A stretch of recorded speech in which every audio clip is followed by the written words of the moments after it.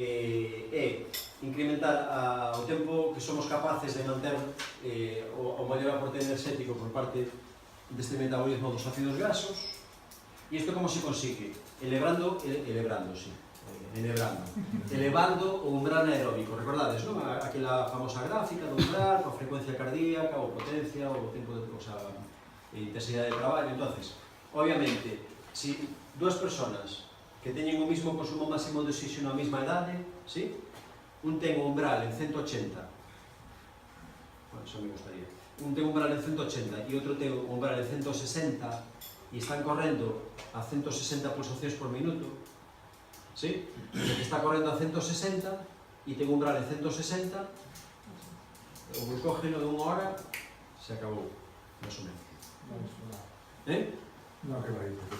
Sí, en unha hora vai estar para o lastre. O que está a 180 está en fase aeróbica e todavía ten marxen para ir máis rápido. Isto é así. Entón, o que nos interesa, é dicir, vamos a elevar o consumo máximo de oxígeno, vamos a elevar tamén, pero moito menos en proporción, é dicir, o beneficio vai ser moito menos en proporción, é dicir, é moito máis manexable, moito máis variable esta capacidade de incrementar o umbral anaeróbico. Vamos a ver ahora como se consigue, vale? Bueno, como se consigue, como podemos conseguirlo, porque isto non é unha ciencia, se vos digo, vale? E logo, ao mesmo tempo, outro dos obxectivos do adestramento é manter, millorar, que debería ter moito millorar, e recuperar outras cualidades que vamos perdendo a flexibilidade, vale? Coa carga de adestramento vamos perdendo a flexibilidade e mobilidade articular, isto nos repercute na economía de carreira, ahora mesmo se está traballando moito neste tema da economía de carreira, na pisada e demais. Entón, a economía de carreira, o que fai é que eu aforre enerxía, entón, estou invertindo en isto. Vale? A enerxía que aforro por esa vía e inverto en outro lado. Probade, é fácil. Probades a correr con unha mochila de 5 kg e sin ela, e xa vos dades conta. De acordo? E logo, outras cualidades paralelas que son moi importantes. Por exemplo, o traballo de forza. Están salindo de hai 2 ou 3 anos para aquí un montón de artigos. Por exemplo, antes había a creencia, vale? A creencia ou a norma, non? Está considerada, como é a palabra, non me sale a palabra, non importa, de que os corredores de fondo non debían traballar con cargas máximas, a forza debe ser sempre con cargas livianas e moitas repeticións. E ora, hai estudios que dicen e que demostran que non, que o que hai que facer é traballar a forza máxima, porque senón non se cumpre este principio de sobrecarga. Vale, que unha articulación ben preparada para unha carga... De feito, a resistencia é unha manifestación da forza, e a forza é repetida. Entón, no momento que empezamos a perder esa capacidade, o nivel de forza máxima que aplicamos en cada zancada descende, é así. Por lo tanto, canto máis alto sea o noso umbral de forza a ese nivel, moito mellor. Que pasa? Hai que intentar conseguilo sin hipertrofiar demasiado. Por qué? Porque se hipertrofiar é aumentar o tamaño, os levantadores. Se hipertrofio moito, cal é o problema? Teño máis peso. Entón, hai que buscar uns estudios con personas maiores, personas de 60, 70 anos, e está demostrado que o traballo de forza máxima inhibe esa perda de peso muscular. Non traballen con cargas moi grandes. Pois sí. Por exemplo, se fala, por exemplo, do tema articular, bueno, falando de outras cualidades e de traballo complementario, non? Estás loco, só como facer unha carreira de 5 km vas a acabar coas rodillas feita polvo. Bueno, a verdade é que doen bastante, pero, por exemplo, xa están salindo estudios longitudinais, non transversais, non? Un estudio transversal cando se fai nunha franxa temporal e con un tipo de población parecido, e o longitudinal cando se fai ao largo do tempo. Vale? Entón, xa están salindo estudios longitudinais feitos con ultrafondistas, sobre todo de montaña, estadounidenses, bueno, Estados Unidos, estadounidenses e de onde sea, e, por exemplo, ese tipo de población regenera o cartílago con moita máis velocidade que a población normal. Claro, o tema está en saber onde está o punto de non retorno. Eso é o máis complicado, porque non é unha ciencia. Pero si hai evidencia científica xa sobre eso, que antes non se sabía, por exemplo, non? Sí? Bueno, logo hai outras consecuencias, non? Por exemplo, outro día li un artigo feito con, se fixo creo que na Milán-San Remo. Sabedes a carreira este ciclista Milán-San Remo, non? Bueno, pois hai unha proba atlética que é a Milán-San Remo, correndo 300 e pico kilómetros, non?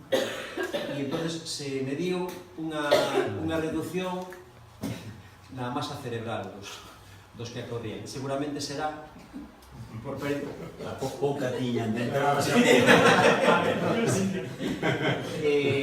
Bueno, todavía non se sabe moi ben a que está asociada, pero bueno, porque se sabe que o cerebro consume glucosa, necesita agua, hai un equilibrio hídrico, entonces, bueno, van asociadas diferentes respostas a este tema. Bueno, isto era unha anécdota, non? Si é certo, hai que ter o cerebro un pouco reducido para meterse nunha historia desas, pero os objetivos, vale, como incrementamos o tempo de uso dos ácidos grasos? Como incrementamos? Con esforzos de longa duración e baixa intensidade, vale, a capacidade aeróbica, sobre todo o traballo de volumen, máis que de intensidade, vale? Como? Pois con estes ritmos. Evidentemente, este ritmo traballa máis a lipólisis, a utilización dos ácidos grasos, que este ritmo. É dicir, 10% por debaixo da velocidade crítica, vale? Que é a velocidade crítica? Ou tamén se lle chama velocidade aeróbica máxima. É a velocidade que máis podes traballar, non? En umbral. É a velocidade en umbral. A VAM é a velocidade en umbral. Entón, para nós é moi interesante saber cal é a VAM, a velocidade aeróbica en umbral. Vale? Porque E como se mide? É dicir, como unha persona en laboratorio, moi fácil. Tú se faz a proba en cinta rodante, a ti te vai salir na gráfica, te sale o consumo de oxígeno, produción de CO2, frecuencia cardíaca, vatios de potencia, porque xos mide a cinta, velocidade de carreira, vale? E frecuencia cardíaca. Entón, tú sabes que no umbral, vale? Na zona onde este umbral, onde as curvas de oxígeno e de CO2 se disocian, en ese punto, tú sabes que aí vas a, eu que sei, a 4, 15 ou 1000, vale? Ou a 15, canto é por hora, non me acordo, 14 km por hora, 14 km por hora, vale?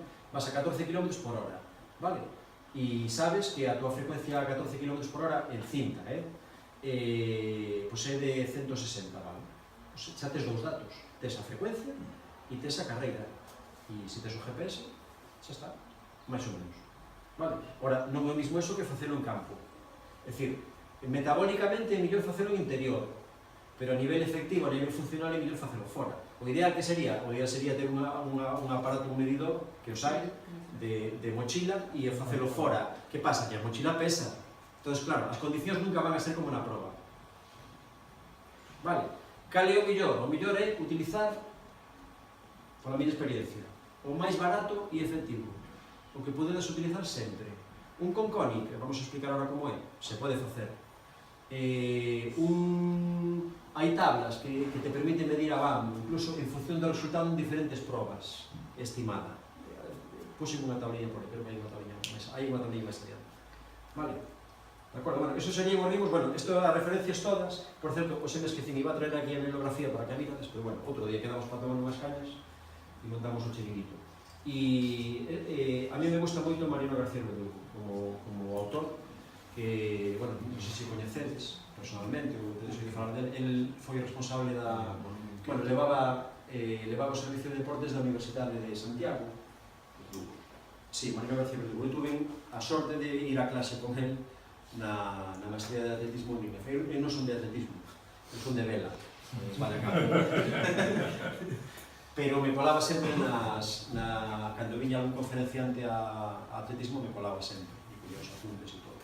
Entón, Mariano García Verdugo é unha referencia a nivel internacional, en dá clases para o Comité Olímpico Internacional, é unha referencia. E ten varias publicacións, incluso a nivel informático, foi dos pioneiros en crear programas informáticos para medición do entrenamento, para controlar o adestramento en deportes aeróbicos, para ciclismo, para natación e demais, non?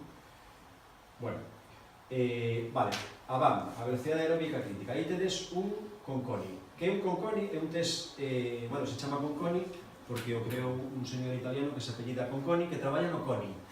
E non ten nada que ver o CONI con Conconi. O CONI é como decir o CAR de Italia, vale? O Centro de Alto Rendimento e de Investigación. Entón, este señor traballaba ali e, bueno, el é un dos pioneiros e das persoas que máis ten publicado sobre medición, sobre medición e control de variables fisiolóxicas, non? Entonces, o conconi é un test progresivo indirecto, vale? É dicir, non hai medición directa de gases, sino que é estimado. En función da velocidade de carreira, estima onde está o teu pé. En que consiste? Tú comeza, se pode facer en cinta incluso, teño visto algún protocolo para cinta. Eu o teño probado en cinta comigo, e a mí me funcionou, de 5 veces que o probei, 3 me funcionou. Nas outras non había curva. Seguía crecendo hasta que me desplomaba. Sí, entonces depende. O ideal sería facelo nunha pista de atletismo, pero entonces necesitas unha serie de marcas cada 200 metros e incrementar moi ben a velocidade de carreira. O ideal sería facelo nunha pista de atletismo con alguén que vai adiante de ti cunha bici con un medidor de velocidade. Eso sería o perfecto. Pero, desgraciadamente, normalmente non te deixan meter bicis nas pistas de atletismo. Entón, bueno, mellor conseguir unha zona de carretera. Bueno, hai diferentes maneiras, non? Entonces, e logo hai moitas variantes, do concone. Hai moitas variantes. Incluso hai quen, bueno, en natación non se usa. En ciclismo se usa, hai protocolos para ciclistas. En que consiste? Tú empezas correndo a unha velocidade, bueno, que entras, de 15 minutos, empezas correndo a unha velocidade aeróbica, moi aeróbica, pues a 8 km por hora, 9 km por hora, e vas incrementando a velocidade cada minuto, medio kilómetro, creo que cada minuto, vale, non me acordo das horas, sí, medio kilómetro. Entonces, vas incrementando. Entonces, a velocidade sempre crece de maneira progresiva, ¿no? Unha línea progresiva. E a túa frecuencia cardíaca, ao principio, vai crecendo de maneira progresiva, pero chega un momento en que se disocia da línea. Xa non crece na mesma proporción. E chega un momento en que baixa. Cando pinchas, baixa. Non fai falta chegar hasta aí. Por iso é un test submáximo, non un test máximo. Entonces, na zona onde se disocia, aproximadamente, aí está o teu umbral anaeróbico. E aí podes saber cuál é a tua BAM. A BAM é velocidade aeróbica máxima. Anaeróbica ou aeróbica? Velocidade aeróbica, porque a partir de aí é anaeróbica. Podes correr máis rápido, pero xa vas en fase anaeróbica. Vale? Sí? Se entende isto? Sí. Bueno, o que vedes abaixo, que está sacando os apuntes de Mariano García Verdugo, bueno, el viu, bueno, el, ou por lo menos a referencia, que nun corredor de maratón non funciona. Non funcionaba ben esta curva, porque eran capaces de... Bueno, tenían un umbral casi na frecuencia cardíaca, tenían un umbral a todo por saco, non? Entón, que facía? Que fai con eles? Fai o que eles chamamos supertest.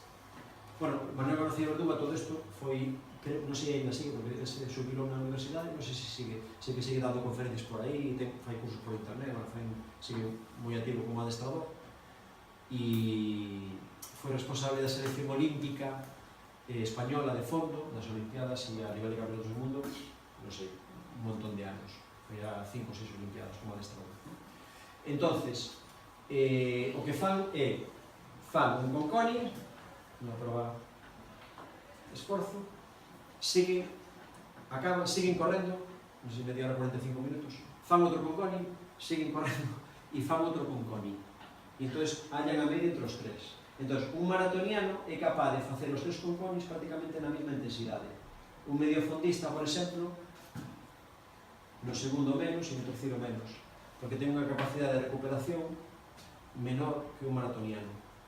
É dicir, poden correr na mesma intensidade, pero a capacidade de recuperación é menor. Entón, cada vez o glucógeno hepático, por exemplo, o glucógeno muscular non se regenera tan rápido. ¿Sí? O que fai é, en función do tempo que nos temos en maratón, ou en media maratón, ou en 20 km, bueno, aquí xa non é tan, de aquí non me fiaría tanto, Vale, sí, porque según isto, por exemplo, onde estaba... Según isto, 3 horas, por exemplo, non? Según esta marca en maratón, eu debería facer 1 hora 19 en media maratón.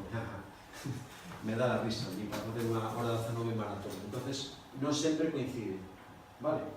Hai que ter sempre varios datos, vale? Entonces, en función da marca que temos, por exemplo, maratón ou media maratón, podemos ter unha estimación aproximadamente de cal é a nosa velocidade aeróbica máxima. Bueno, é un dato. Se iso corroboras, podes facer un conconi, pois mira, vas comparando os datos. Non sempre hai que ter varios datos, vale, para comparar. Nunca hai que fiarse dunha sola prova. De acordo? Sí? E isto sería, fixademos, o tanto por cento da velocidade aeróbica máxima a que corremos as diferentes probas. Fixademos, un 10 km corremos entre 80 e 90% da velocidade aeróbica máxima. Sí? Unha media maratón, bueno, un poquinho por debaixo. Unha maratón entre o 70 e 80% da van. Isto é polo dou, isto vai no PDF, pero bueno, se queres fotografía, lo fotografía. Os 100 km, fixademos, os 100 km e 24 horas xa 50-60% da van, claro. Aí xa influyen outros, aí xa corres mitad coas pernas, mitad coa cabeza. Unha prova diferente, non? Pero aquí sí que estamos correndo en estas intensidades, ¿vale? Entre 80 e 90%, entre o 70 e 90% da van, ¿vale? Entón, o traballo específico vai orientado a subir eso, o máis que podamos. Entende isto? Vale.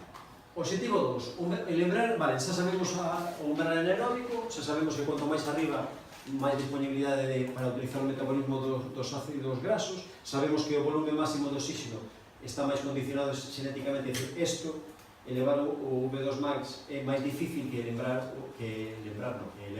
o umbral anaeróbico, polo tanto, nos interesa máis invertir máis tempo en traballar isto. Como? Pois traballando na velocidade crítica, é dicir, series de ritmo e resistencia, como un 5 ou un 10% por encima da BAM. Isto é según Marino García Verdugo. Vale? Apuntes da Maestría de Atletismo, promoción 87-92. Hai estudios posteriores, ¿sí? Pero bueno, tampouco cambiou tanto isto, non cambiou. Vale? É fiable. Vale? Entón, traballar en esta intensidade. Isto que quere dicir? Que sempre que teño que correr, sempre que salgo a correr, teño que correr un 5 ou un 10% por enriba da BAM. Estás de coña. Non. Isto é un entreno de calidade, xa específico orientado para isto. Un día a semana, 2 se aguanto, 3 xa no límite.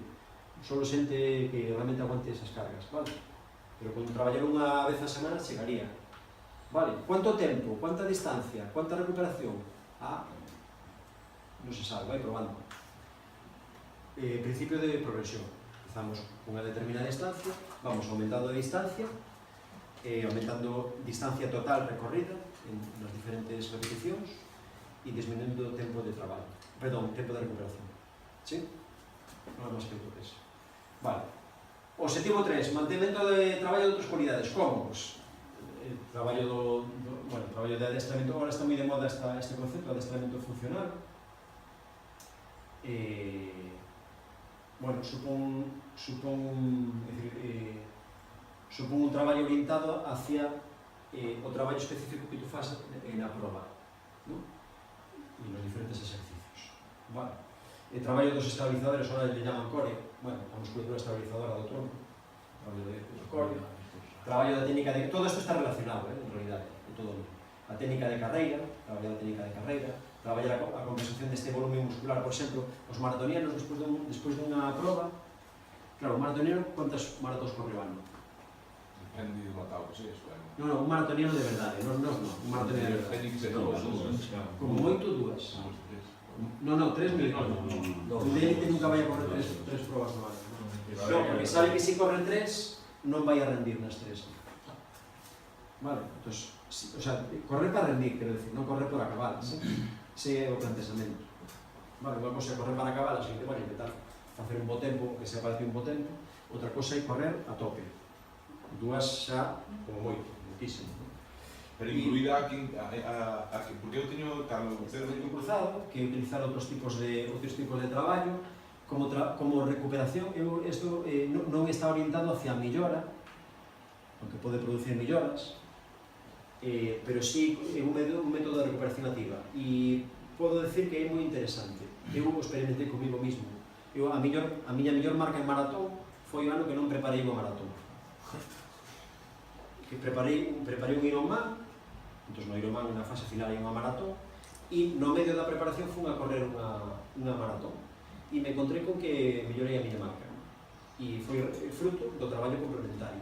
A natación me estaba axudando a recuperar, a bicicleta me estaba potenciando, bueno, a partir do traballo de resistencia, estaba traballando en diferentes grados articulares, e o traballo donde non hai impacto articular, entón me beneficiaba. Claro, isto falamos de matados como mí. Os de élite non se meten ese volumen, non se lles ocurre facer 4 sesións de bicicleta a semana para preparar unha maratón, porque te restaría tempo de traballo para a carreira. Pero sí que introduce. e de todo tipo. Hai unha, por exemplo, hai por aí unha rede, un vídeo de Meb Keflezighi, creo que se apellida, ¿no? Este maratoniano americano que ganou a de Boston hai un ano ou dous, que ten 40 tacos, 41, 42 tacos, ganou a maratón de Boston con 40 anos. Vale, e había keniatas, bueno, él creo que etíope, non é... Eritreo, como por aí, sí, va por aí. Por aí, do Corno de África, por aí un país de esos, sí. Bueno, se ganou con 40 anos. Eu, por exemplo, fai traballo complementario en bici de montaña e ten un aparato que é como unha especie de elíptica, pero que para a carretera. Unha elíptica de carretera. Corre... Bueno, vive lá en un estado lá perdido en Estados Unidos, onde me imagino que hai moito tráfico, non debe haber, aquí te metes unha elíptica aí no centro de Betamirans e duras 5 minutos, vamos. Vale, bueno, o adestramento cruzado que é interesante, polo menos un día a semana, 2 días, por exemplo, eu recomendo, estou quero recuperar, vaite un ratinho a piscina, te vas un ratinho a piscina, 15-20 minutos. Eu, por exemplo, as tiradas largas, cando preparaba as 24 horas, as acababa sempre na piscina, sempre. E a nivel articular me iba de... Bueno, a veces acababa na bañera de casa un par de paquetes de hielo tamén, ¿no? Pero acababa na piscina sempre, acababa na piscina. E por exemplo, a mí me vai moi ben. E a bicicleta me vai moi ben para recuperar. Por exemplo, un paseo de bicicleta con café no medio, vai genial para recuperar, ¿no? Bueno, métodos de adestramento. Que métodos utilizamos para adestrar? Utilizamos. Bueno, isto é unha clasificación dos métodos que hai. Puxen aquí, bueno, en realidad habería métodos continuos e métodos fraccionados, vale? Nos continuos non hai pausa, se corre seguido, e nos fraccionados sí. Nos fraccionados temos dous, temos o método de repeticións e o método interválico. Cal é a diferencia? No método de repeticións a pausa sempre é pasiva, parados. No interválico, non. No interválico, o máis interesante non é o tempo de traballo, senón o tempo de recuperación. Por qué? Porque se considera... Esto está inventado, ahora está moi de moda o HIIT. HIIT. Me fai moita gracia isto. Es que los últimos avances en HIIT... O HIIT é un entrenamento, non por quitarle mérito, pero... Curiosamente, ven de Estados Unidos esta moda. Ali... sempre miran el tema de la pela, ¿no? HIIT, High Intensity Interval Training, ¿vale? Entrenamiento interválico de alta intensidade, ¿sí? Bueno, isto é un interval de toda a vida. O interval se inventou nos anos 50, 60. Inventou un finlandés, ¿no? Una americana, non recordo como se chamaba. Bueno, o inventaron pouco antes de que, como se chama este... o animaliño este que ganou 5.000 de milla maratona... Zatopek? Paavo Nurmi. Paavo Nurmi o inventaron en esa época. Era o tipo de entrenamiento que utilizaba Paavo Nurmi. Entonces, bueno, non só o HIIT, porque logo hai entrenamento de media intensidade ou de baixa intensidade. Vale? En que consiste, cal é o objetivo do interval? É un entrenamento fraccionado para traballar a capacidade que queramos. De eso vai a depender o rango de traballo. É dicir, temos traballo, pausa. O traballo é intenso, medio intenso, e a pausa é suave, pero é activa, seguimos correndo. Por qué? Porque o corazón, cando traballamos dentro dos límites aeróbicos, máis ou menos entre 50 e 60% da frecuencia cardíaca máxima, a 120 a 130, e cando traballa, o ventrículo esquerdo traballa coa máxima capacidade. O corazón a 120 a 130 é cando máis sangre eyecta en cada latido. A 160, o volumen total que eyecta é maior, porque traballa máis rápido, pero a cantidade de sangre que eyecta en cada latido non. É como se fora menos, é dicir, a efectividade é menos efectiva canto máis. Sí, entonces, realmente o interesante é que o traballo da pausa vaise hasta esa intensidade. Entón, aí empezamos coa seguinte repetición, que non vaise desa intensidade. En eso se basea o traballo de HIIT. Vale? Bueno, podemos controlar, de HIIT, perdón, de interválico, traballo interválico. Logo, ahora, pues, bueno, está habendo moitos estudios que dicen que é preferible traballar menos volumen a máis intensidade, vale? Porque o efecto é igual ou millón que traballar moito volumen a baixa intensidade e a carga articular é menor. E eu aquí tamén, é dicir, os estudios demostran isto, pero creo que en moi larga distancia non é así, porque tú podes traballar unha sesión de unha hora e cuarto de máxima intensidade, vale, con este método, vale, son repeticións de entre 2 e 4 minutos, a 80, 85%, 90% da frecuencia, o sea, do volume máximo de oxígeno, con unha recuperación moi pequeniña. Tú eso podes aguantar 30, 45 minutos, non son cargas moi grandes. O sumatorio do tempo total, por exemplo, estimado, recomendado, entre os 20 e 30 minutos, bueno, falo así un pouco de memoria, non hai 20.000 tablas por aí que podes encontrar, e conferencias e demais, non? Na rede. Que pasa? Sí, a nivel cardiovascular, a nivel metabólico, sí. E que pasa coa adaptación muscular? A inflamación. Nos entrenamos para superar unha enfermedade. Un cego. Que te fagan unha resonancia magnética, que miren o nivel de inflamación. O nivel de inflamación a nivel muscular é 10 veces máis grande que nunha maratón, por exemplo. E iso con un entrenamento dun ano non o consigues. Entón, hai que ver a parte mental, a parte articular, a parte muscular tamén, non? É dicir, sí é moi efectivo, é moi efectivo, non? Pero hai que verlo dentro do seu contexto. Entendedes isto? Sí? Vale. Entón, temos métodos continuos, métodos continuos uniformes, é dicir, onde sempre se corre a mesma velocidade, e, bueno, aí, dependendo da intensidade, podemos correr máis tempo ou menos tempo, non? Isto se entende, non? Extensivo, cando se fala de intensivo é menos tempo máis rápido, cando se fala de extensivo é máis tempo menos rápido. Vale? Esta é a intensidade de traballo, xa sabedes a que está referida. E logo, o método variable, pues, sería onde vamos facendo cambios de, por exemplo, o Fadley, que mencionaba Alex antes, o cambio de velocidade dentro da mesma sesión, non? Así, de unha maneira, pode ser aleatoria ou un pouco máis planificada, non? Hai moitos tipos de Fadley tamén, pero bueno. E logo temos o método interválico, de intervalo corto, son intervalos entre 15 e 90 segundos, de intervalo mediano, entre 90 segundos, 2 minutos, e de intervalo largo entre 2 e 5 minutos. A que velocidade? Depende da prova que preparemos. Evidentemente, temos un período básico, a temporada, un período específico e o período de competicións. Isto é resumido, verdad? Verdad que é resumido? Vale, entonces, no nivel básico, en ese primeiro período da preparación, vale? Ou en ese primer estadio, porque mellor son os correderos noveles, mira, que quería empezar a correr, vale, ¿cuánto tempo eres capaz de correr seguido? 5 minutos. Me dixeron que é moi bo facer series, olvídate. Hasta que seas capaz de correr 45 minutos, unha hora seguido, olvídate de facer series. Pois a ese sería específico. Sí.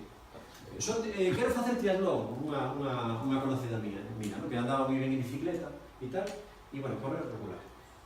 Quero facer triatlón, non sei que, non sei canto, vale, e canto tempo faz en 100 metros nadando? 3 minutos. Métete nun cursillo de natación, mellor o estilo, e cando teñas un estilo fluido, entonces falamos de empezar a adestrar. O sea, vamos a poñer as cosas, entonces hai que saber no nivel no que estamos e onde podemos chegar. Eso primeiro, non? Vas correndo e escoitas a xente correndo. Aí pues está locos, que parece que van bailando a sardana, non? E dices, non, vamos a mellorar a técnica de carreira, porque só con mellorar a técnica de carreira melloras o outro, sí. Eu cando preparei o Ironman, por exemplo, non fixen nin 15 días ou 3 semanas de entrenamento específico de natación.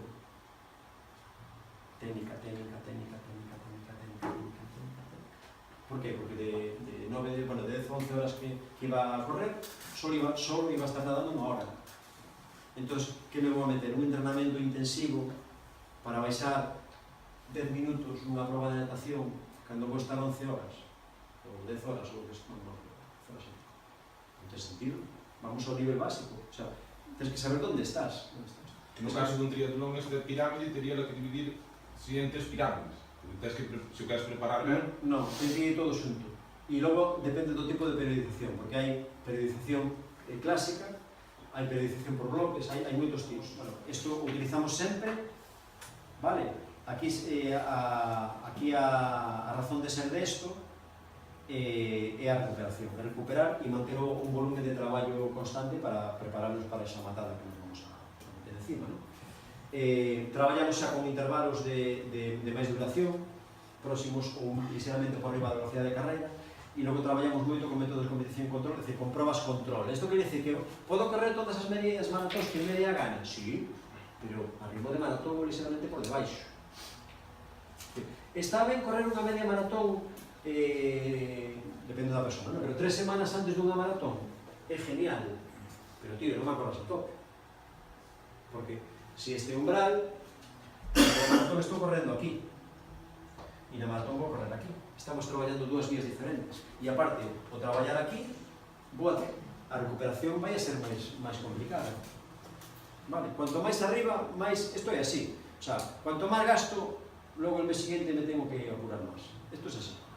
Se vos acordáis da conta bancaria, o tedes clarísimo, verdad?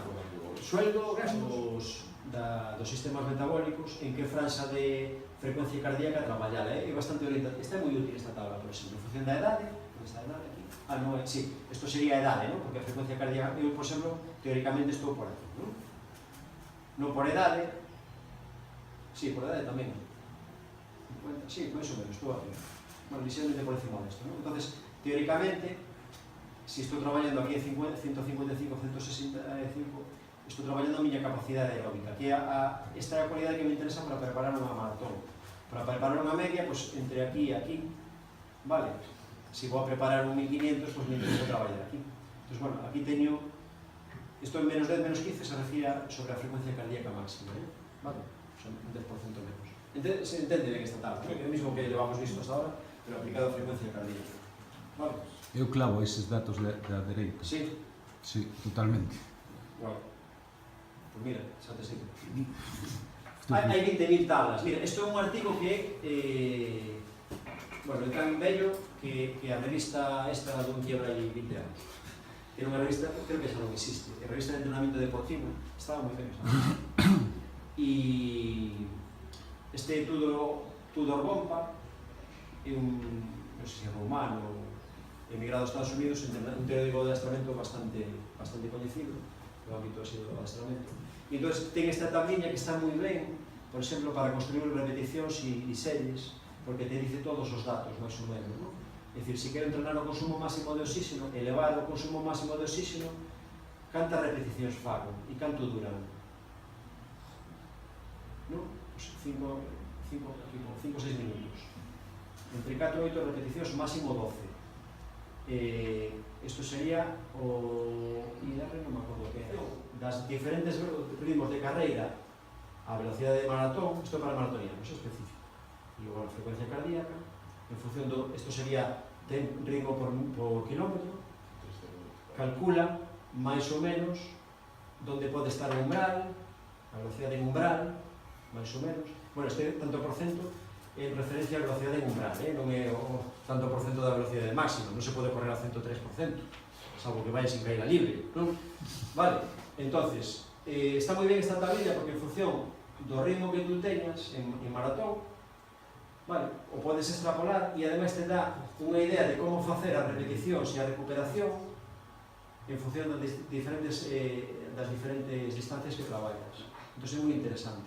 Con unha regla de 3 simplemente podemos transportar isto. Eu, por exemplo, no ano pasado collín esta gráfica e a pasei a Cristiano, os meus tempos, non? En función da miña velocidade de maratón. E entón me daba os ritmos de traballo, cando quería traballar. Por exemplo, aquí estaríamos traballando en umbral, aí o que estamos millando, que tipo de vía enerxética estamos millando? En umbral, ou ligeramente por enriba? Vai caer en examen, que estamos millando? Lipólisis, glucólisis? Peña! Glucosa a grasa. Que consumimos en umbral? Glucosa. Vale? Sí? E grasa? Pouca, moi pouco. Vale? Entón, se quero mellorar ese metabolismo, traballo aquí. Vale? Cando quero mellorar o outro, traballo aquí. E é importante disociarlos, porque senón, ao final, ni facemos unha cosa, ni facemos a outra. Vale, xa sabemos cuáles son as vías metabólicas, como traballalas máis ou menos, canto tempo, cuánta recuperación, todo isto, vale. Ora, como cociño todo isto? Xa teño os ingredientes. Como cociño? Pois teño que distribuirlos no tempo en función de que? Pois en función do meu calendario, do calendario das actividades dos nenos, da miña parella se teño, do meu traballo, eso é periodizar, non? Os que somos músicos, que aquí hai alguna sala, dicen a armonía é o arte de combinar os horarios de ensaio. E isto é igual, é dicir, como combino todo isto para que me dé tempo a entrenar, a recuperar e non ter que divorciarme ni que me boten do traballo, non? E que meus fillos me sigan conocendo cando entro pola porta. Entonces, hai dous tipos de planificación, o vedes aquí abaixo. Isto sería a curva da intensidade, a vermella, ¿sí? E isto sería a curva do volumen. Entón, na periodización tradicional, vamos a falar sempre destos tres bloques, vale? Vamos a supoñer que hai tres bloques de preparación, vale? Tres períodos. Vamos a supoñer que teño aquí a maratón, bueno, maratón ou a carreira que sea, vale? E que empezo a adestrar aquí, vale? E digo, bueno, pues vou a facer aquí un período básico, aquí o período específico, e aquí o período de competicións, vale? E que vou a asignar un tempo a cada período, ¿sí? Quanto tempo lle asigno? Non hai unha fórmula fixa, vai depender de nós. Para os mortales, o básico estará aquí, porque soportamos menos carga de traballo durante menos tempo. Entón vamos a invertir máis tempo aquí, vale? Un corredor de élite pode estar máis tempo aquí, ou incluso fai varios básicos e específicos antes de chegar de competicións, vamos a ver despois. Entendedes isto? Sí? Vale. ¿Cuánto tempo? Non se pode decir. Vale, pero isto é a periodización clásica. Período básico, específico, maratón. Aquí me dedico a correr moi por debaixo de umbral, é dicir, en fase aeróbica, traballo sobre todo orientado hacia fortalecemento, forza, técnica de carreira e traballo moi aeróbico. Aquí xa me meto en traballo moito máis específico, aeróbico intensivo, traballo en umbral anaeróbico para levar o umbral anaeróbico, incluso algo de traballo de consumo máximo de oxígeno moi por encima do umbral. Vos acordades? 10-15% por encima da velocidade aeróbica máxima e demais, non? Como? Pois o vou dosificando, empezo facendo series cortas, unha recuperación determinada, vou aumentando ou disminuindo o número de series, aumentando o tempo de traballo e disminuindo a recuperación. É máis, hasta chegar a unha distancia que para mí sea referente para a distancia que vou a correr. Un test, 10, 15, 20 km, que sea. Vale? Sí? Bueno, isto é a periodización clásica, vale? A pirámide así. Na periodización inversa, que é esta de aquí, eles fan o contrario, vale? Ou se fai o contrario. E funciona, eu o provei. Pero hai que ter un bagaxe previo, é dicir, non podes empezar directamente e meterte a un tipo de periodización así, porque este é moito máis agresivo. Eles o que fan é, primeiro, na primeira fase da temporada, o traballo vai encaminhado a elevar a VAM, a velocidade aeróbica máxima. É dicir, vamos a elevar a velocidade aeróbica máxima con traballos, repeticións máis cortas, con pouca recuperación, para elevar o máis posible. E unha vez que teño a VAM o máis elevada posible, ora, vou a meterlle moito volumen de entrenamento, pero a esa velocidade aeróbica máxima, vale, ou ese rango, para aumentar o tempo que son capaz de correr esa VAM. Claro, o estrés orgánico é moito maior. Entón necesitas un certo tempo de adaptación, non te podes meter de vos a primeiras nun tipo de planificación deste estilo. Entendedes os dous plantexamentos, ainda que vos estedes caendo de sono e moi a punto de suicidarvos, ou entendedes todavía, non? Vale. Ben, en relación a isto, vale, un concepto que hai agora tamén, adestramento polarizado, todo o que non facemos nós.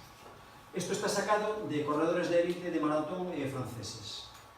Eles, do tempo semanal, vamos a supoñer, isto é a velocidade de maratón, sí? E vamos a supoñer que o umbral, se isto é a curva de velocidade, digamos, vale? Sí? E estos son os kilómetros semanales que fan. Non está mal, non?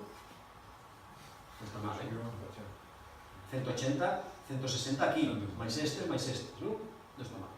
Ben. Ahora mismo xa me conformaba con estes, pero bueno. Entonces, eles do tempo total semanal e dos kilómetros semanales que corren, fixadevos, o 78% dos kilómetros os corren aquí. nesta intensidade, En velocidade de competición. en relación á velocidade de competición, moi por debaixo. E solamente pues, en torno ao 20%, bueno, ao menos do 20% en este caso, corren a velocidade, a que sería a velocidade de pares dun 3.000 ou entre un 3.000 e un 10.000. Moi por riba do umbral. Do umbral non, da velocidade aeróbica máxima. O entendedes isto? Sí. Normalmente, que facemos non? Nos corremos aí a tran-tran, o corredor popular, moitas veces, sale por sistema e corre o tran-tran, o tran-tran, o tran-tran, pero claro, está correndo aquí. Entón, a mellor é peor, o estrese é maior, entón é preferible correr menos tempo a máxima intensidade e o resto do tempo dedicarse a correr a unha velocidade regenerativa. É máis interesante esta estrategia. O vedes? Sí? Bueno, isto é unha programación simple, periodización simple para unha maratón no mes de outubro. Vale? Este é o mes de outubro e empecen a preparar en abril. 1, 2, 3, 4, 5, 7 meses. 7 meses de planificación. Para unha planificación simple. Vale? E para dúas maratóns anuales, fixademos. A primeira sería entre abril e maio, isto por exemplo, como a de Colina, non? Como a de Madrid, ou a maratón así, ou a de Boston, creo. E o Londres, empezan en novembro. 1, 2, 3, 4, 5, 6 meses. 6 e medio. E a seguinte, outros 6 meses despois. O sea que eso de preparar unha maratón en 14, 15 semanas, bueno, para acabar así, pero non moito máis. Vale? Bueno, isto é un cuadro, isto está sacado nos apuntes tamén da maestría de atletismo. Fixademos, isto serían os diferentes períodos que fai para preparar unha maratón. Vale? Isto serían semanas, non como o objetivo non é ganarlo, pero bueno, se gana mejor, non? Pero non é só utilizar o cross para logo construir a maratón. Como acondicionamiento. Sí, levamos un mes, segundo mes. Aquí se está metendo a técnica, 18 series de 100, fixademos. A potencia aeróbica, é dicir, está traballando en umbral. Series de 100 en umbral, vale? Se ha empezado a doblar sesións, vedes? 2 sesións diarias. Pola mañá 20 minutos, pola tarde 1 hora e 5 minutos. Con 5 progresivos no medio para, bueno, non perder así técnica de carreira e velocidade. 10 series de 900. Carallo.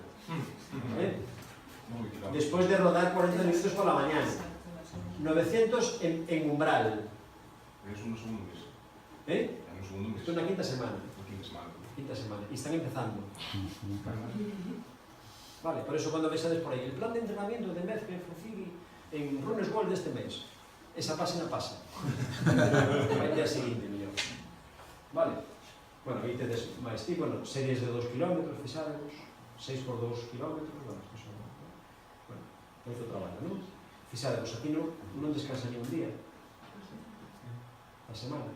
Sí. Nese mes non descansa. Sí que descansa. Aquí está descansando. Para el correr 1 hora e 5 a ritmo aeróbico e descansar.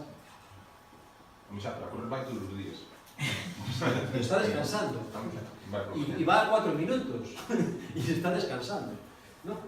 Específico 2. Vale, terceiro mes. Bueno, aí a cosa se empieza a poner un pouco dura, ¿no? Fixaremos, traballo de flexibilidade de vallas específico. E o fan despois de correr. Por que? Traballo de vallas despois de correr. 1 hora. Probade un día. Reventar. Non que reventar. Simplemente para evitar que se te acorde a zancada, para evitar... Eles se supón que teñen unha técnica tan traballada que son capaces de logo traballar en fatiga. Valles o fai traballar a técnica de con zancada, de abrir máis zancada. Sí. Traballar a carreira, a frecuencia, a amplitude, sí. Traballo de vallas. Vale. Bueno, vallas ou vallitas, traballan con vallitas. Son estes míticos entrenos que ven nas pistas de titán con valles pequeninos, taca. Sí. Vale. E aquí teñen a competición. A primeira competición os 3 meses. En cross ou asfalto. Normalmente tengo unha competición corta, 8 ou 10 km. A toda a leche, claro. Vale. Aquí, a primeira competición de cross, aquí tamén. Vale. Período de competición. Este é o período específico de competición. Fixados, aquí xa son series moito máis largas. Mira, 4 por 2.700. Meten algo de 300 aquí, vedes, pero só un día a semana. 10 por 300, ¿no? Solo. Vale. E, fixados, rodajes de hasta 2 horas, como moito, 1 hora 50 e demais. Claro, dices, solo roda 1 hora 50, claro, pero que en 1 hora 50 te rodou 25 km, mellor. 1 hora 50, 25, 30 kilómetros. ¿No? Y aquí, después da temporada de cross, empezan con preparación específica para a maratón. ¿No? Aí, mira, se empezan a meter series en asfalto, vale? Con recuperación xa rodando, recuperación kilómetro a cada un, ¿no? A ritmo aeróbico, e as series a ritmo de maratón, empezan a meter así, ¿vale? Aparte dese traballo máis intensivo, ¿no? Entonces, mira, 8 por 1000 a ritmo de maratón, 8 miles a ritmo de maratón, ¿no? O parto. E fixaron os rodajes, 2 horas e cuarto. Claro, para eles é o ritmo é o tempo que van a correr unha maratón. Pero claro, se tú dices, pois se el corre o tempo total da maratón, é tamén, claro, pero se tú corres a maratón en 3 horas e media, non é matada. Non? A nivel articular, sobre todo, non? Bueno, aí temos máis. Bueno, vedes que doblan moitos días, non? Non, isto así como sempre, logo tedes, se queredes, competición en asfalto, que podría ser unha competición de aquí normalmente fan unha media, vale, que van probando un pouco o ritmo de maratón 2 semanas antes. 2 semanas antes depende para quen, Iso tamén hai que ver, porque o mellor se corres unha media necesitas ao mellor unha semana máis para recuperar. Eu, por exemplo, para o noso nivel, eu casi diría 3 semanas. 3-4 semanas. Vale, con 4 semanas igual está un pouco distanciado, pero bueno, non menos de 3 semanas, vale? Bueno, sabes que ao final pues, vais a moito traballo para que parte da... Ahora se le llama, como se llama isto? Tapering. Antes era microciclo de transición. Pero bueno, tapering. E isto é traballo posterior. Fixades, traballo posterior, hai moito traballo isocinético de forza para recuperar esa perda articular. Un traballo de pesa. Hai que o adestrador de Cárnica Serrano, un clube de populares destos que corren a 2:30 da maratón. E bueno, el propón un ciclo de 14 semanas e o divide así, non? Isto é moi general, moi genérico, non é tan científico, se queredes, ou tan detallado. Eu isto collo un pouco con pinzas, sí, 14 semanas sí, pero isto sería, para min isto xa sería moi reducido, 14 semanas sería un ciclo moi reducido, vale? Si realmente o que queremos é ter unha supermarca en maratón, claro, bueno, a nosa supermarca, vale? Sería suficiente, pero isto implica que ten que haber un traballo previo, anterior, vale? Bueno, como controlamos todo este adestramento? Mira, ese é o libro de Mariano García Verdú, que ven con un CD, non teño comisión, pero o teño de uso, ven con un CD para control do adestramento. Está moi ben, son tabuas de este, está moi ben. Que podemos registrarnos para medir todo isto? Pues, kilómetros por semana, sempre recomendo levar un diario de adestramento, vale? Que registramos aí? Pues podemos registrar a carga externa, é dicir, pues, kilómetros, intensidade, o volume que facemos, número de series, número de distancia en las determinadas fases, por exemplo, por relojes hoxe en día é moi fácil, porque as aplicacións non lo fan solo, ¿no? Logo hai ferramentas xa online, as maiorías son de pago, ¿no? Que te poden servir, é dicir, hoxe en día realmente temos bastante fácil, ¿no? As apps, ¿no? Pero sí recomendo levar algún tipo de registro para ir vendo, ¿no? E, por exemplo, a parte do registro, logo, no meu calendario do portátil, me vou metendo todo o que fago, e entón digo, cando preparei isto hai 2 anos e tal, e vou alá, e digo, mira, aquí usaba esta carga, bueno, pero aquí me lesioné, aquí non sei que, bueno, son datos que tes aí, porque logo te olvidas, ¿no? Anotar as marcas que vas facendo tamén, bueno, todo este tipo de cosas, ¿no? Estás falando desto, ¿no? E porque tamén moi importante é, por que corremos nos? Por que corredes? Por gusto. Porque te gusta, eres un pouco masoca e te gusta correr, non? Te gusta, te sientes ben, os beneficios que tes, do tipo que sea, de evadirte para o que necesites en ese momento, non? Eu necesitaba correr as 24 horas polo que fora e fomos a correr, non? Unha maratón ou que cuidades, por que corremos? Corres por placer, faz algo por placer, non? Xa vas tendo cosas tes que facer, claro, entón, bueno, no, es que en la periodización no puedes correr esta manera. Eu estou entreno a lente, ¿no? Cando me dixo, no, que quero correr o ultra, e claro, quero correr a maratón do Porto, e bueno, hai 5 semanas. E claro, si os dos, si el fora un corredor de élite, e os dos tuviéramos que vivir de, fora de estado e tuvemos que vivir desto, bueno, unha galleta que lo mando ao outro lado, sabes? No, porque se non o mes que ven non podemos pagar a hipoteca, tío. E así. Pero por que corre? Corre porque lle gusta. Quere ter novas experiencias, para el o mundo dos ultras é algo que non coñecía, o coñeceu xa, le dolió. La primera vez siempre es la que más duele. Y entonces, o fixo por eso, y o facemos por eso, y punto, y no, y ya está. Esto está muy bien, vale, pero tamén hai que disfrutar un pouco, ¿no? Entonces, bueno, si, con un sentidillo, claro, un sentidillo, sin poner en risco eso, a tua integridade física, ¿no? Articular, o que sea, pero eu creo que o máis importante para nós é pasar ben. Si no, o que decía a miña irmán, se teño que deixar de beber cerveza, ya que te den por suar. Pois isto igual. Máis preguntas? Bueno, vale. Bueno, isto tamén é importante, o tema da termorregulación nunha prova como esta, ¿no? A principal amenaza é o calor, e non falamos do calor externo, sino do calor que vos generades. Vale? Porque o 70% da enerxía que consumides non se vai na carrega, se vai en forma de calor.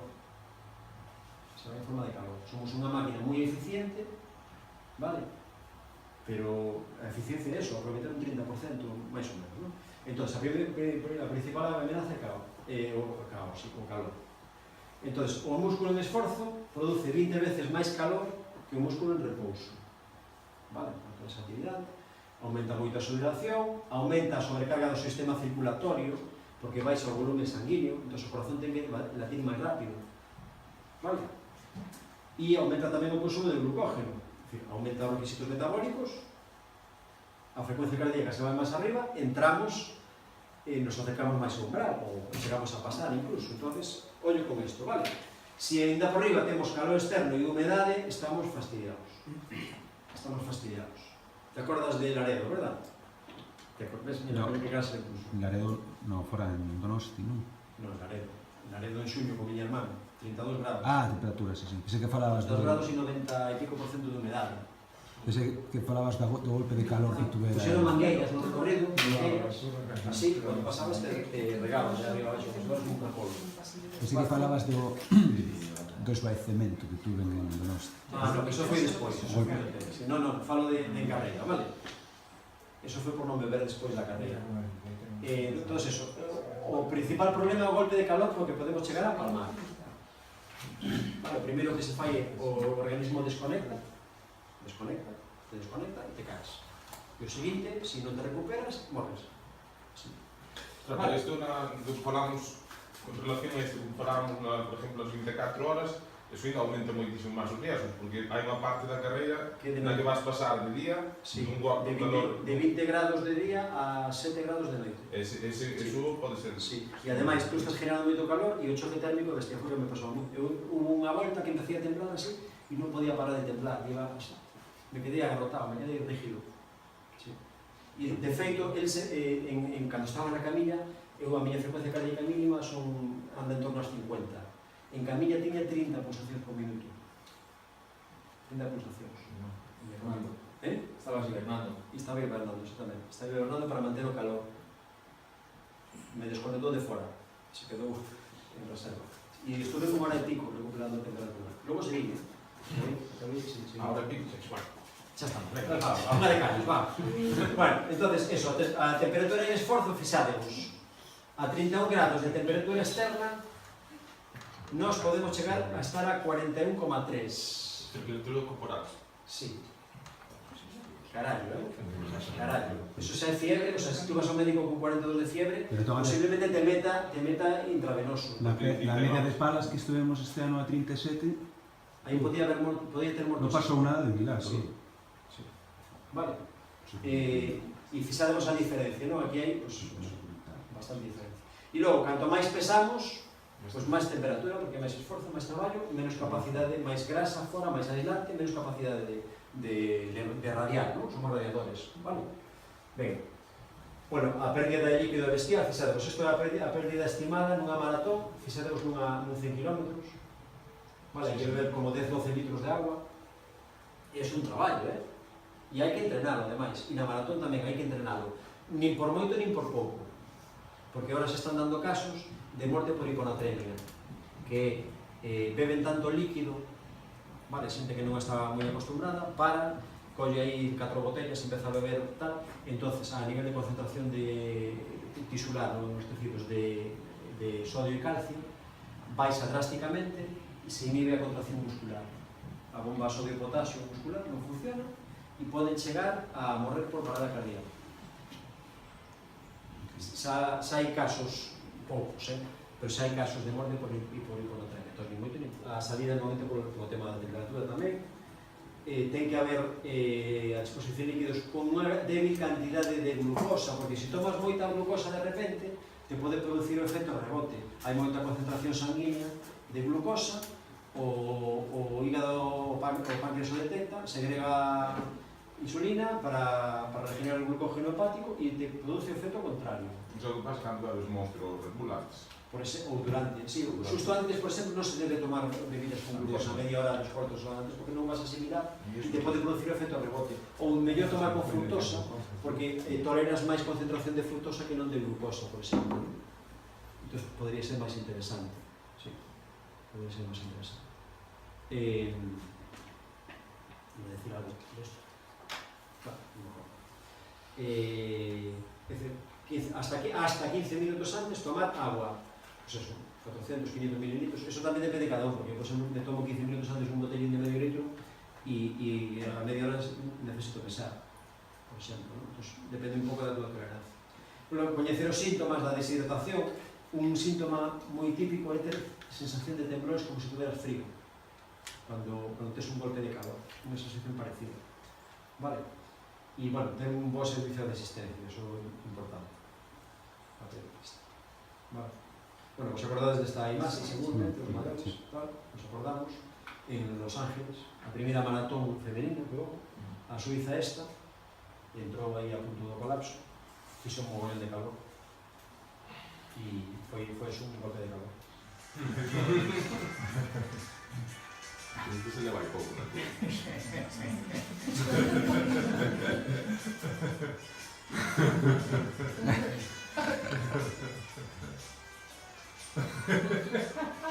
Tal cual.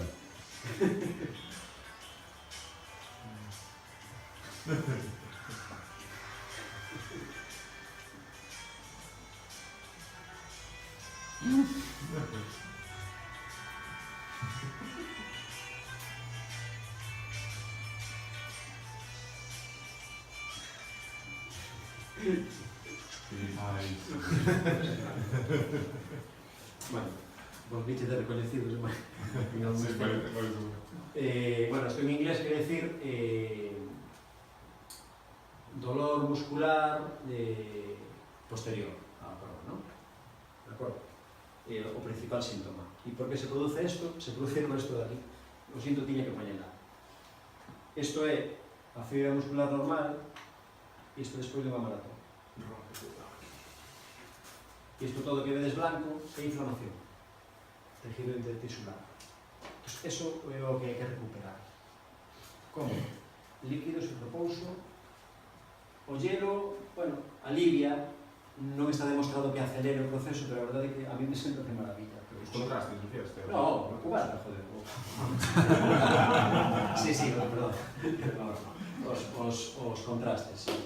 Teóricamente o alcohol está desaconsellado, porque o alcohol tamén é inflamatorio. Sí, ya lo sé, coño. Vale, pero sí, é dicir, é un proceso inflamatorio, entón hai que respetarlo. Hai que respetarlo e darlle ao organismo tempo para que se recupere, porque senón entramos en barreras, ¿no? Bueno, aí aquí tedes unha serie de tablas, non está en inglés, con a estrategia de recuperación, canto, en que momento aplicala, que pasa con respecto ao dolor, se se aumenta ou se reduce, efectos colaterales, efectos colaterales son estes, sí, a debilidade, si se reduce a debilidade ou non, vale? Entón tedes gracias. Tedes aquí todas as medidas, ¿no?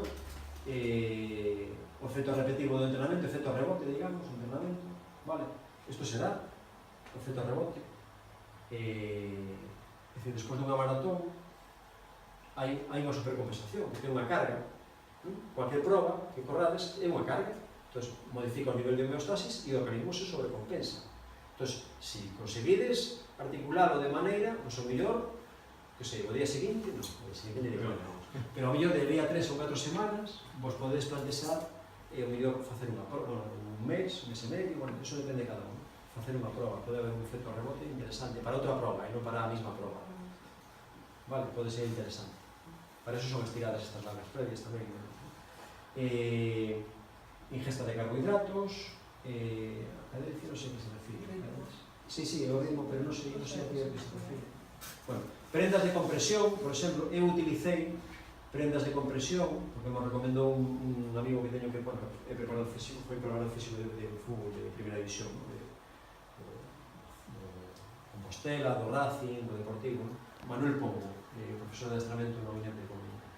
E ele me dixo que utilizaban moito con futbolistas, as medias, típicas medias de compresión, e eu os utilicei para preparar as 24 horas. E a verdade é que a mí me foron ben, dormía con elas, dormía coas medias de compresión. E a combinación da, bueno, o que mellor me sentaba era dormir, eso desde logo, pero a combinación de frío, pos tirada larga, 50 km, frío, descanso, rodillo, outros rodillos de espuma, ¿no? O da encima deles para reducir a tensión muscular e demais, os nódulos e demais, e logo dormir con medias de compresión, a verdade é que me funcionaba bastante ben, me funcionaba bastante ben. Bueno, cafeína, masaxe, o quentamento, inmediatamente antes, claro, exercicio lixeiro despois.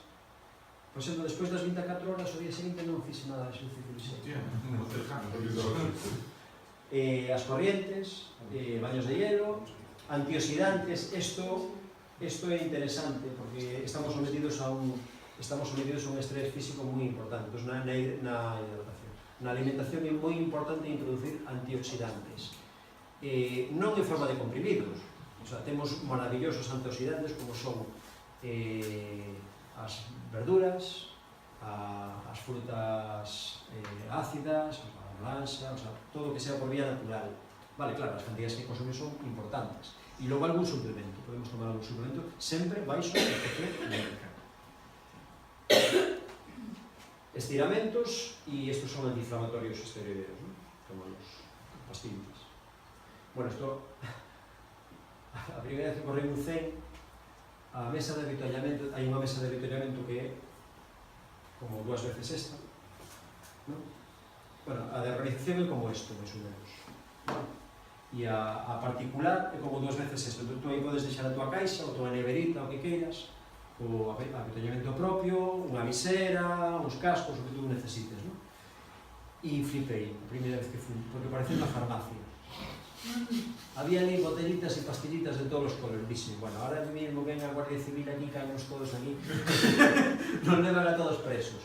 Había xente que se levaba ibuprofeno líquido para tomar durante a carreira. É unha auténtica barbaridade. Ese é unha boa proporción, O estómago e o fígado, entre a cantera que lle estás facendo co esforzo o que estás metendo, vale, metabólico, e logo, ainda por riba, lle metes esa sobrecarga a nivel farmacéutico, farmacolóxico, o sea, é unha auténtica barrabasada, ¿no? Entonces, nunca nada sin prescripción médica, porque hoxe en día internet e as revistas están facendo moito daño a ese nivel, moitas veces, ¿no? E logo saber popular, ¿no? Bueno, había ali uns que estaban correndo carreira de España militar, bueno, sí, porque fulanito me dijo non sei que, nada, yo me tomo sempre mi botellita de ibuprofeno antes e al día siguiente non tengo agujetas. Estás chapado, tío. Son unha botella de agua, tiñan botellas de agua con ibuprofeno líquido, mezclados, e aí van bebendo como se fora isotónico, sabes? E logo estaban igual descarregados, de feito doblei algún, estaban hechos mierda igual, sabes? O sea, o dolor non che vai quitar ninguén, tío, o sea, métete na cabeza. E é mellor pasarlo así a pelo porque, aparte, sabes cando tes que desconectar. O sea, hai veces que hai que dicir, no puedo, ya está, me paro e non pasa nada, ¿no? O te caes, te llevan a la camilla, ya está.